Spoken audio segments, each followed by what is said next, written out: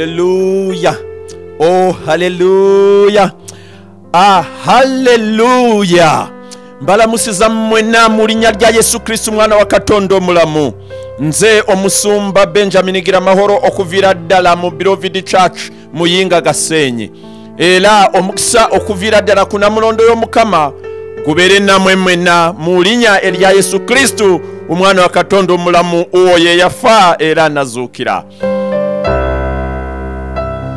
Ndabashuhuje mwese aho muherereye mu gihugu cy'u Burundi, gihugu cyiza cy'imisozi myiza, cy'abantu beza, cy'ubuyobozi bwiza, cya politike nziza, igihugu Imana yakunze ikakiterurira ikagifata mu minwe ikavuga ngo nzokirinda kabi. Aya majwi agusuhuza aho uri hirya no hino ari marava mu Beloved Church.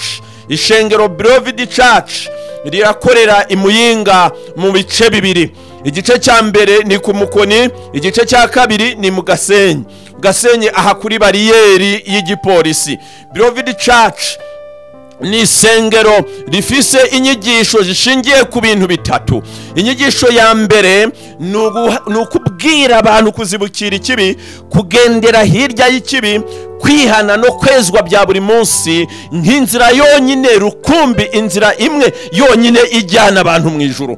Ubundi butumwa abantu babwiriza ariko butabwira abantu kuhunga ikibi barabajyana muri indi juru, ntabwo ari ijuru rya Data wa twese. Icya kabiri Beloved Church twigisha abantu kwizera Imana, tuzamura kwizera kw'abantu. Imana, abantu bagomba kwiringira Imana nk'Imana ishobora byose. Abantu bakiringira Imana nk'Imana ifite ubutunzi bwose. Abantu bakizera Imana nk'idakeneye kugira icyo iheraho ngo igire ikigukorera, ko no mu busa yagira ikikora kandi gahindura ubuzima bwawe. Abantu bagomba kwizera Imana nk'idaharura inzira zasibamye, ahubwo nk'ifite ubushobozi bwo guca inzira aho zitigeze zijya. Inkingi ya gatatu tubwiririza mu butumwa, twizera ko binyuze mu gusenga mu bushobozi bwa Mpwemu Yera dukubita hasi cyahagurukiye ubuzima bwawe cyose. N'abarozi se ngwino urebe ubushobozi bwa Mpwemu Wera, ngo baravuze ngo ntacyo uzimarira, ngo uzapfa nabi, ngo uzogwa kwishyiga, ngo uzopfa utarongowe, ngo uzopfa utarongoye. N'indi yose mivumo ikomoka ikuzimu n'ikomoka mu miryango dukomokamo, kuko abenshi tuvuka mu miryango akenshi itarigeze yizera Imana. Imiryango y'abasogokuru n'abasogokuruza ibiturondora, ibitugenda inyuma, nabyo bigira uruhare mu kukonona hazaza hacu. Ngwino muri Beloved. Amavuta yo muri Beloved ahindura ubuzima bwawe. Beloved Church twizera ko tukurambitseho ikiganza, ugukora kose kw'imbaraga z'umwijima kuba kubaye zeru mu izina rya Yesu Kristo umwana w'Imana muzima. Kandi mboneho no kuguha ikaze. Itariki 24 ni kwa Mungu w'iyindwi azaba ari umuriro w'Imana. Ubushobozi bwa Mpwemu Wera buzaburimo bukora ku butaka, ku cyicaro cy'ahitoro rikorera aha mu Gasenyi, aha kuri bariyeri. Inyubako nziza cyane yanditseho amagambo Beloved Church Muyinga Gasenyi, ni kuri kaburimbo uhanyuze uburi mureba.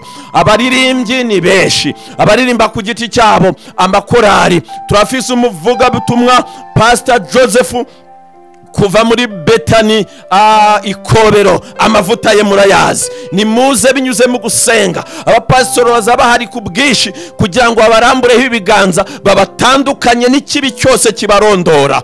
Ingo rero, ingo duhindura ubuzima mu izina rya Yesu. Reka nsome ijambo rimwe Yesu yavuze muri Matayo.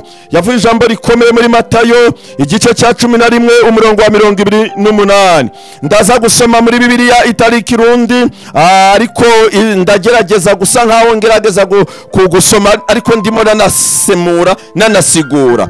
N'amajambo Kristo yivugiye, aravuga ati mwese mwandushimwe, mwese abafite imitwaro ibaremerewe, muza hondi mbaruhure. Turi mwisi iremereye beshi, turi mwisi yikoreje imitwaro beshi. Kristo wenyine niwe wavuze ngo ni muza hondi mbaruhure. Yewe wowe uremerewe, yewe ufite imitwaro, yewe wowe urushye, ndaguhamagaye guhera ku itariki 24 hama nguzuhure n'ubushobozi bwa Mpwemu Wera. Ngwino uhure n'impinduka za Mpwemu Wera. Imana yonyine ni ifite ubushobozi bwo guhindura hazaza hazaza hawe kandi kahagira neza. Karibu sana, nguhaye ikaze. Reka nsoze nguha porogaramu z'ishengero Beloved Church kuwa Mungu dutangira saa 3 tukashitsa isaa 6:30.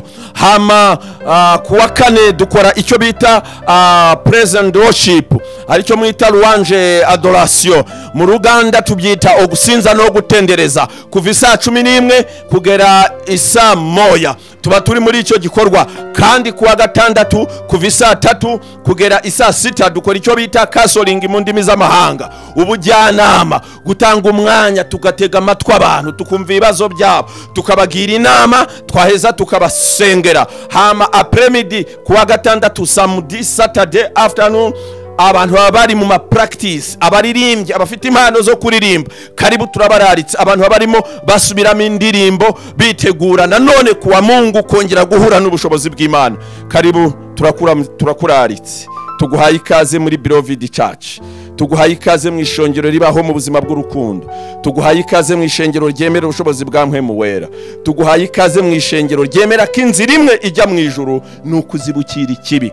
Karibu sana. Ku bindi bisobanuro hamagara nimero 62 12 49 79. Umugisha w'Imana nubabeho aho muherereye hose. Umugisha w'Imana nube ku Barundi n'Abarundikazi. Umugisha w'Imana nube ku nshuti z'u Burundi ziri muri iki gihugu. Umugisha w'Imana nube kubifuriza umugisha Burundi, kandi imbaraga z'Imana zisumba byose zirwane n'ibyarwanya igihugu cy'u Burundi. Mbisenze nizeye mu izina rya Data wa twese, n'iry'Umwana, n'irya Mpwemu Yera. Amina.